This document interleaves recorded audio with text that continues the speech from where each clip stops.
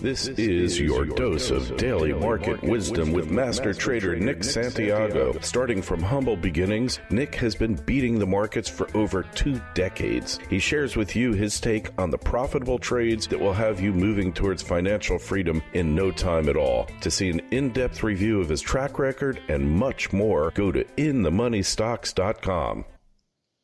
Welcome. This is your daily dose of daily market wisdom with master trader Nick Santiago. I'm Kerry Lutz, and today is 3/12/21.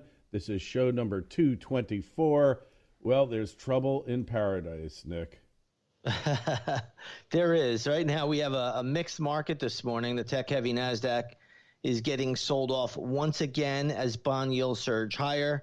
Today we have the 10-year U.S. Treasury Note yield.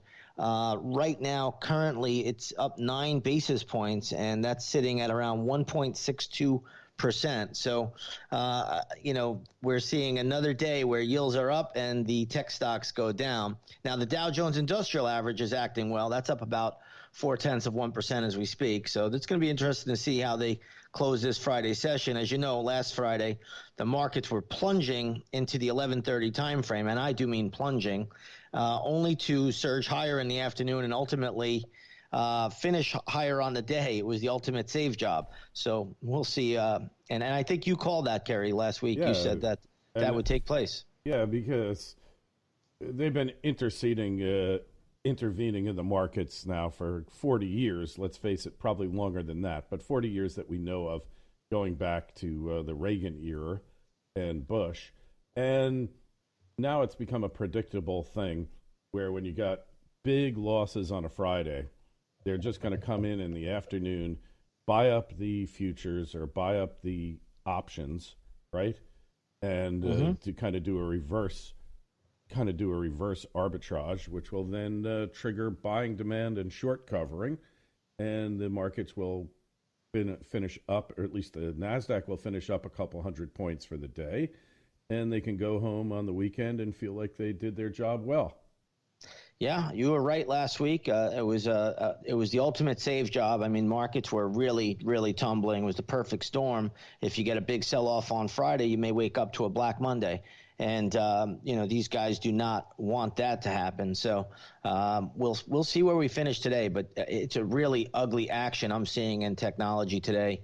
The NASDAQ, which has been making a little bit of a recovery really since that sell-off of last Friday, today getting hit a little bit. Now, we're well off those lows. Last Friday, the NASDAQ low was 12,397.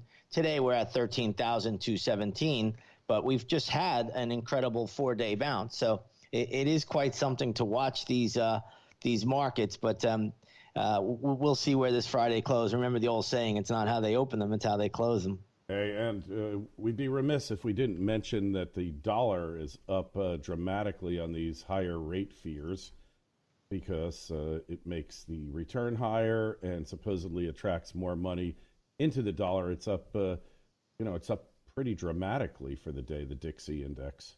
Yeah, today the dollar's having a nice pop, and again, we're seeing the dollar now starting to make higher lows on the daily chart too. So earlier in the year, a lot of people were saying, do you think the dollar is going to crash? I said no, I'm actually bullish the dollar, and I think the dollar's headed higher from here as well. So we have been definitely seeing a change in character as far as the U.S. dollar index goes, the Dixie we call it, and today it's up again. And you did kind of call that the dollar was going to go higher, and you called really 6-8 months ago higher rates. Where they will stop is anybody's guess. Nobody knows, but you know that they're going to be doing the YCC, as Zero Hedge calls it, yield curve control. I think that will fail, but it will maybe make the market feel better for a little while anyways.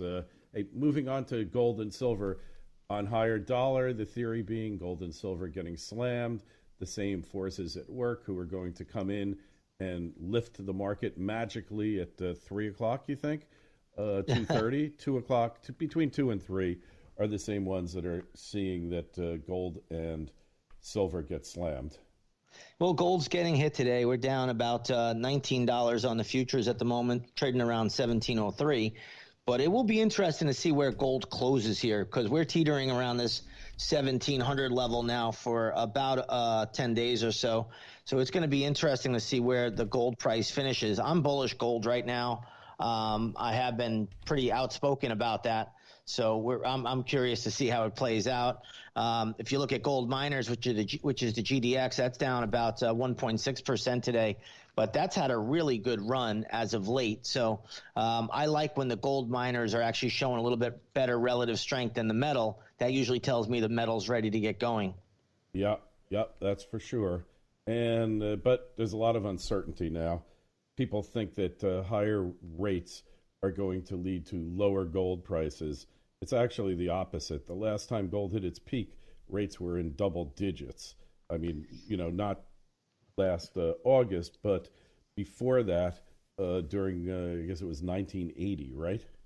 That's right. What I always tell everybody is, don't stereotype the correlations. Even gold and the dollar, went up a while back. They went up for a year together. So, these relationships that everybody has preset in their minds, these things can break apart sometimes. So you just have to watch each individual market, watch the charts, and watch the levels that they come into. That really tells you the whole story. Yeah, so that's interesting. They can decouple. Certain things, certain correlations, though, kind of hold true forever, don't they? Yeah, there are certain correlations that will definitely hold true. But when you have all of these underpinnings going on in this kind of market where, it's one central bank, another central bank, these guys are all coordinating everything together. I mean, this week alone, just think about it. You had the Federal Reserve basically last week say that, they're going to continue to go full steam ahead with their QE program. Then you had the ECB earlier this week say, hey, we're going to accelerate our bond buying program. And then earlier before that on Monday, we had China come out and said, People's Bank of China said, hey, the Chinese government, I should say, told the state-run financial firms over there to go out and buy tech stocks. So, I mean, that's our rally this week. Yeah, and they'll think of something for the coming week because that's their job. They're always thinking of the next justification for why markets are heading higher. Hey, I think we'll leave it at that. Just go over to inthemoneystocks.com. Take a look at Nick's trading record and a lot of other info there. And while you're at it, take a look at the Twitter feeds at ITMS, at Nick Santiago01, at Kerry Lutz, and email us kl@kerrylutz.com. Nick, have a great weekend. We'll talk to you on Monday. You do the same, Kerry. Talk to you on Monday. And so concludes another episode of Daily Market Wisdom with Master Trader Nick Santiago. Be sure to go to his website, inthemoneystocks.com. Don't forget the Twitter feeds at ITMS and at Nick Santiago01.